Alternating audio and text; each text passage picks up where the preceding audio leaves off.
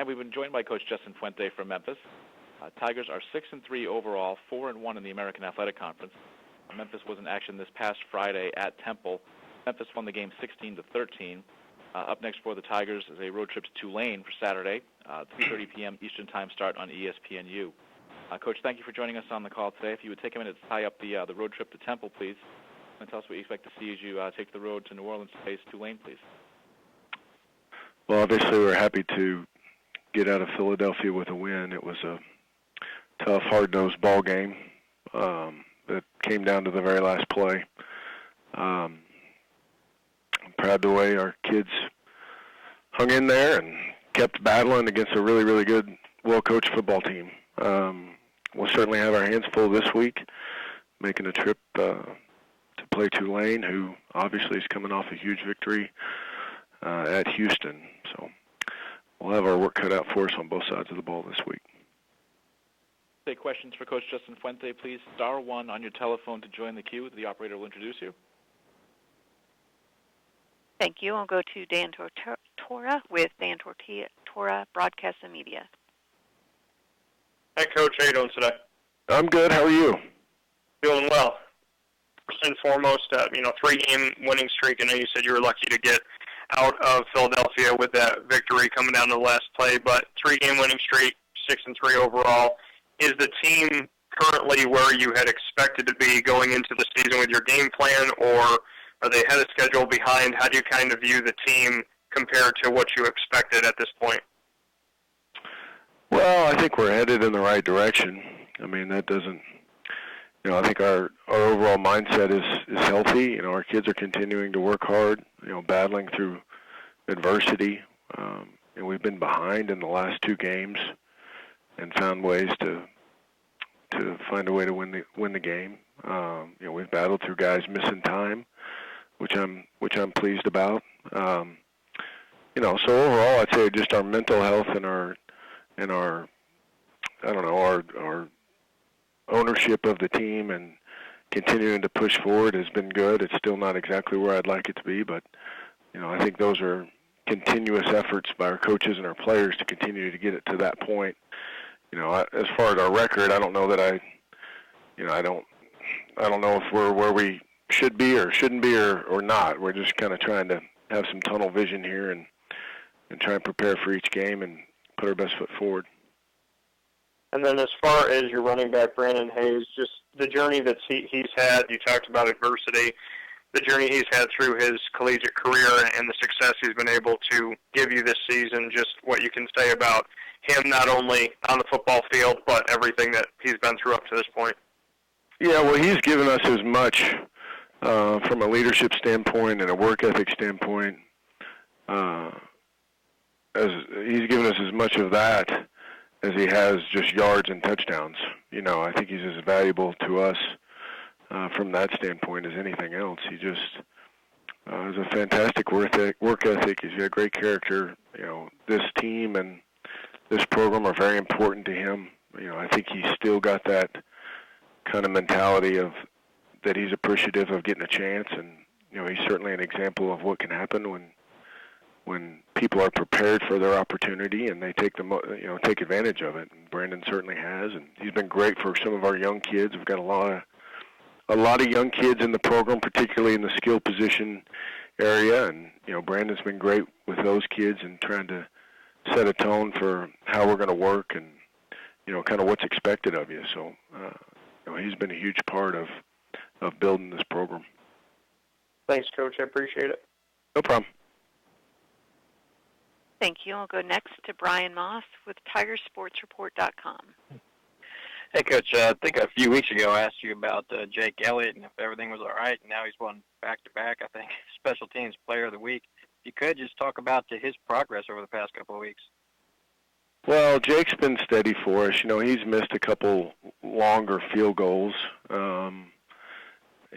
that were long. I mean, they just, he had plenty of leg. We just were a little off right or left on him. And I don't think anybody here lost any confidence in Jake and his ability to get the job done. And, he's certainly a mentally tough young man that, continues to work at his trade. I did not, when he missed a couple there, I never really felt like it was because he was slacking off. He was continuing to work hard and trying to do the right thing, and it was really good for him to get put in that situation last week and come through for the team. And he's a very likable young man that the teammates, his teammates think a lot of him, and and a lot of that's because he works really hard. And I think they appreciate that from somebody in that position. And this year, you guys have been outstanding in red zone defense. If you want to take a minute, talk about your guys' not necessarily mentality, but how much you guys improved over the previous year in red zone defense. Well, we've worked hard on it. I think the first and foremost thing in red zone defense is if you can stop the run, it certainly helps you.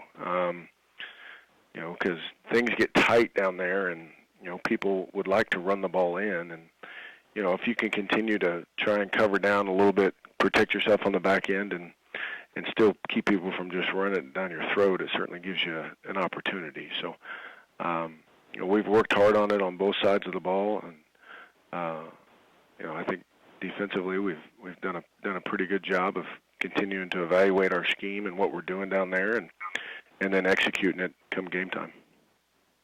And last question about the offensive line. They've played pretty well this year as well. You could talk about those guys, and like Al Bond, I know he's working his tail off. You could brag about your offensive line a little bit. Sure, I'm proud of Al just because he's really taken control of that room. He's really become the leader that we kind of always visioned that he could be. I like their mentality. We're certainly not where we need to be up front, but we're getting closer. We're continuing to develop kids. They're continuing to mature physically and get stronger and more developed. But Al has done a really good job of kind of setting the tone for that group of kind of workmanlike effort every single day, and I think it's bled down through to the younger kids, and the younger kids have accepted that too, and really changed. We're not a finished product anywhere, and we're certainly not a finished product on the offensive line, but the culture in that room has really changed in the last couple of years to a group of kind of hard work and roll up your sleeve type guys. I appreciate it. You bet. Thank you. I'll go next to Christopher Hedel with Herb FM Radio. Hey, Coach Justin, how's it feel being bowl eligible for your program? Well, that's nice. I'm happy for our fans. There are a lot of people around here that have supported this program through some tough times, and they've understood that when we came in that it wasn't going to be an immediate fix. It was going to take time, and we still haven't fixed it. We're still working on it every single day. But I was happy for that group of people, and I was happy for our seniors. A lot of them have been through. Some of them we brought here, and some of them came here under the previous staff, and they've hung through and bought into what we're doing and really worked hard. And it's nice to know that they're going to get a little bit of a reward here at the end. But in the same respect, we still have a lot of football left to play, and we have an incredible task ahead of us, this week and in the next couple of weeks. And I think that's all fine and great, and everybody's happy about that. But we've got to put that behind us and get ready for to play some more football. And talk about Tulane. They have a quarterback named Montana.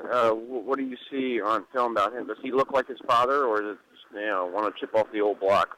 Well, they brought their other kid came back healthy and played last week and played really fantastic. Okay. And they've got some really exceptional skill kids. They've done a great job with getting their young kids on the field. They've got 4 running backs and a bunch of young wide receivers and 1 older wide receiver that are really dangerous. So, they've certainly got some weapons there, and a quarterback that's back from injury that certainly knew how to distribute the ball last week. Well, good luck this weekend. Thank you. Coach, we thank you for your time today. We look forward to talking to you again next Monday. You bet. Thanks.